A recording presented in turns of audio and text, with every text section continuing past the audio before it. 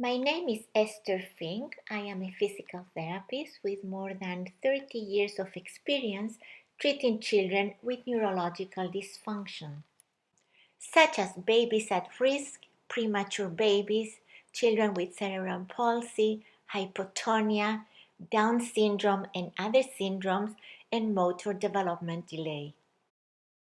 In 1992, I met a baby with cerebral palsy who came from Caracas, Venezuela. She was being treated by Mr. Cuevas there and by me here in Toronto. After each visit, I was impressed by her improvements. Prior to 1992, I was mainly using the neurodevelopmental treatment or BOBAT intervention. This is a brief review of Medek. I will demonstrate some exercises on two babies with low muscle tone or hypotonia and the beneficial effects of Medek on a 20-month-old child with cerebral palsy spastic diplegia. Medek stands for Método Dinámico de Estimulación Kinésica or Dynamic Method for Kinetic Stimulation or CME. Medek is based on the assumption that mobility and manipulating objects require both the ability to maintain anti-gravity extension and postural control, meaning stabilizing the body in space. Researchers agree that primarily extensor tone and balance are essential for a child to move around. What do we mean by pulling against gravity or extensor tone? By 3 months, a baby will lift his head against gravity. By 5 months, they will lift the head and the upper trunk. And by between 6 and 8 months, the child will sit in an upright position. The inability to pull against gravity will limit the development of sitting, crawling, pulling up to stand, and walking. At the same time, babies are developing balance. They need to be able to stabilize and align all the joints and keep the center of gravity inside the base of support. Not only the child has to react to a fall, but the child also has to anticipate a destabilizing movement. For example, the baby on the right is reaching for an object. Before the arm moves forward, the muscles in the back have to contract to prevent the child from falling forward. If you see the picture on the right, on the bottom, you will see the train is moving. The person on the train has to anticipate the movement, otherwise will fall backwards. Babies are not born with these mechanisms. They develop these skills as they move in space. Infants born preterm with cerebral palsy, with different syndromes or developmental delays may demonstrate less trunk extension, rigid postural patterns, low scores in muscle tone, head, trunk control, and have difficulty in adjusting their postural control. This may translate into motor developmental delay and lack of coordination. Fortunately, with the Medek exercises, we can build these skills very clearly. This baby has low tone and is at risk of developing poor trunk control. Here I am working on trunk extension and balance. She's not sitting yet, but by me moving the arm, I can keep her in an upright position. I am creating a standing position. She's young, so I'm holding her by the pelvis, but with the time I want to go below, on the thighs, on the ankles, so that she keeps herself up and maintains balance. So now this baby has control of the neck muscles, of her trunk, of her hips, of her knees. She's being held only under her feet, so she's totally unsupported. This person is moving her because she doesn't have enough balance to stand independently on the ground. However, with the time, he will move less and less until she stands. Reese demonstrated low tone, low muscle tone, and hypermobility or too much mobility around her joints. I started working with her when she was pretty young. As you see in the top pictures, I am working with her on trunk extension to get an upright position. We got her walking, and in the lower on the left side you see that we have increased her challenge for balance.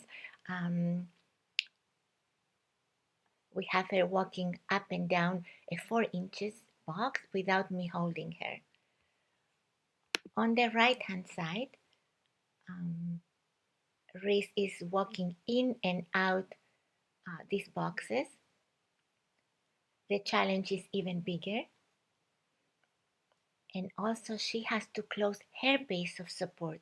So she's not walking with the legs, she cannot walk with the legs spread apart.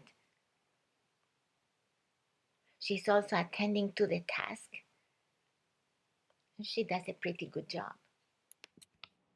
This is Enora. Enora is by then 20 months old. I met her in France. She was diagnosed with spastic diplegia, cerebral palsy. In this video, I am trying to hold the leg, one leg, move her, but it's pretty hard for her to keep her trunk up and to balance herself. I feel like at any moment her trunk can collapse forward and her legs are pretty stiff. She's working very hard.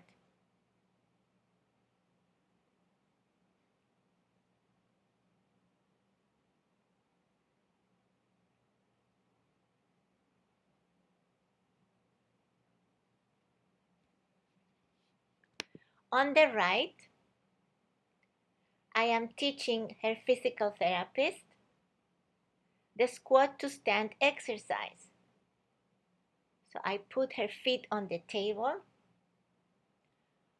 hold her by the thighs, and the goal is for Enora to pull against gravity. She's not using much her legs, and also she's not used to the exercise, so she's not very happy. Enora is now in Toronto. She got extension of the trunk, the hips, she's controlling her knees. I am holding her only by the ankles. So above my hands, she's controlling her own balance. She can also go up and down those blocks, held only by the ankles. In this exercise, I am holding Enora by the ankles. She's keeping herself up. While I am moving, bending the leg, she goes up. I am dissociating the trunk from the legs, one leg from the other, and she has to keep her balance. As you see, I am not holding Enora above the ankles, so she's developing balance. Enora is working even harder because she's walking on a very small base of support. Actually, one foot is in front of the other. And we are increasing also muscle strength and endurance. We got to the point where Enora is holding herself up, but she cannot stand on the ground because she doesn't have enough balance. So I am moving the boxes, so I am compensating for her lack of balance, but she's keeping herself up without me holding her. A daily exercise program is essential to learn a skill. Research suggests that dose and density drive neural plasticity. Enora's mother has a daily program. Here she's holding her just on top of the head. Enora is keeping herself upright and the center of gravity inside the base of support. She's not leaning into anything.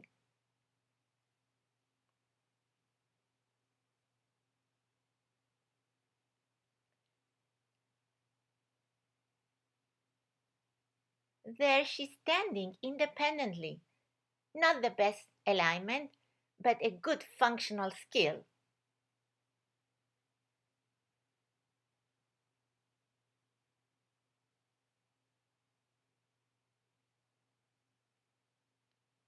And as she leans forward, she makes her first steps. The daily exercises translate into functional activities, such as standing up.